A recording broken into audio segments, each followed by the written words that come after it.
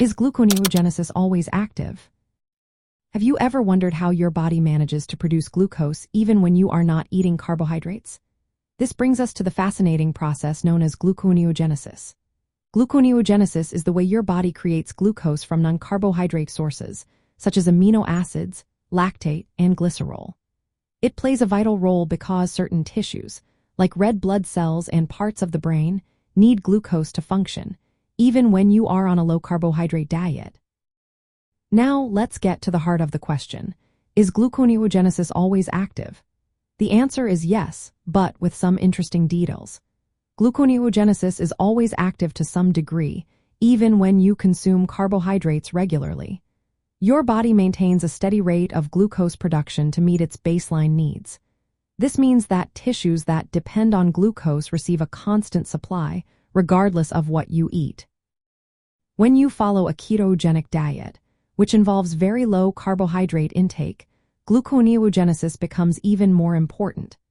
Since you are not getting much glucose from food and your glycogen stores are limited, your body ramps up glucose production through gluconeogenesis.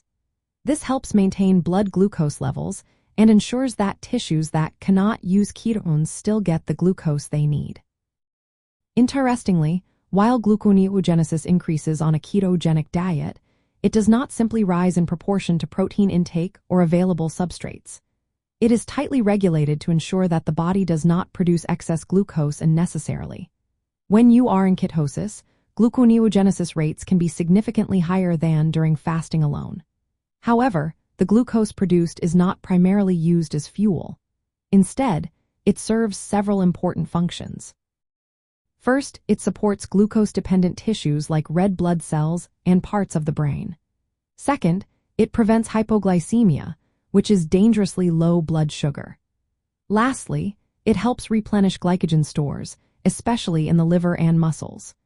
This is noteworthy because any excess glucose from gluconeogenesis on a ketogenic diet is often stored as glycogen rather than being burned immediately for energy. In essence, gluconeogenesis is a continuous and regulated process that adapts to your body's metabolic state. On a ketogenic diet, it becomes more active to compensate for low carbohydrate intake, but it does not run unchecked. It works alongside ketone production to ensure your energy needs are met safely and efficiently. So, the next time you think about glucose production, remember that gluconeogenesis is always at work, keeping your body balanced and functioning well, even when carbohydrates are scarce.